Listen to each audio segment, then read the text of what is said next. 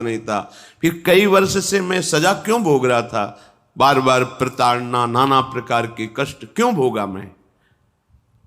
जज ने कहा तुम हृदय को साक्षी करके बताओ, क्या कोई ऐसा अपराध किया है जिसका प्रकाश ना हुआ हो और तुम्हें दंड ना मिला हो। हम अब उसका कोई दंड थोड़ी तुम्हें देंगे, लेकिन तुम्हारे अंदर जो भगवान के प्रति आरोप है उसका निराकरण हो जाएगा।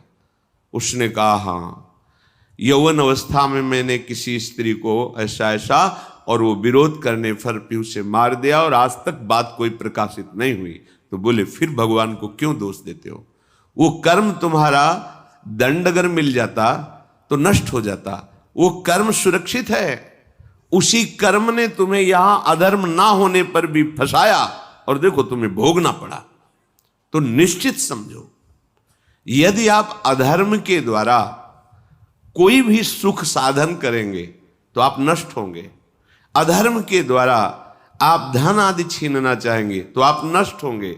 अधर्म कर दिया है और उसका प्रायश्चित नहीं हुआ तो वो कर्म सुरक्षित है। ऐसी जगह फंसाएगा जहां 100% आपने कोई अपराध नहीं किया पर आपको उसका दंड भोगना पड़ेगा। फिर आपको लगेगा कि न्याय में अन्याय हो रहा है, कोई भगवान नहीं है। देखो मैंने बिल्कुल कसम खा के कहता हूं पाप नहीं किया, पर ये पाप का जो आरोप लगा वो पूर्व पाप आकर के तुम्हें दंडित कर रहा है। अब इस कर्म विधान को ये बहिर्मुख लोग क्या जानते हैं, तभी कहते हैं अरे कहां भगवान, कैसे भगवान। आज तुम धर्म से चल रहे हो, लेकिन कल तुमने जो कर्म किया तो तुम शरणागत होकर भजन के द्वारा उसको नष्ट नहीं किया ना, तो वो सुरक्षित है। अवश्य में भोक्तव्यम कृतम कर्म शुभाशुभम।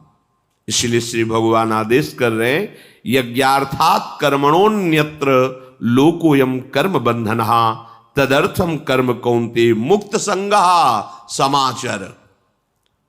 मुक्त हो जाओगे, न काम तुम्हें अधीन कर पाएगा, न पाप अधीन कर पाएगा, परमानंद में डूब जाओगे। केवल प्रभु के लिए कर्म करो।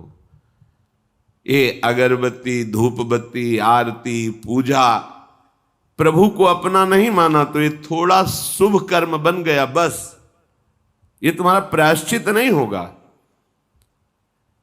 जो तुमने अधर्माचरण के अगरबत्ती धूप बत्ती से खत्म होने वाले नहीं हैं, उनके लिए तुम्हें नाम जप करना पड़ेगा, नाम कीर्तन करना पड़ेगा।